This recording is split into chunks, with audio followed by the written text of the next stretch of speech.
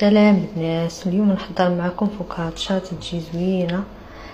بالنسبه للمقادير تندير كيلو ديال الفورس مع شويه الخميره والملحه صافي، ونعجنها بالماء دافي، وندير معها شويه الزيت، يعني تقريبا شي 2 معالق ديال الزيت البلديه.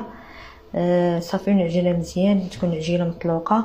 ومن بعد غنضيف من تخمر المره الاولى تنعقب نرجع ليها ثاني تنخليها مره اخرى. ومن بعد عاد تنديرها في الطاوه، تنستعملها في الطاوه ونديرها بحال الطريقه اللي تتشوفوا في الفيديو.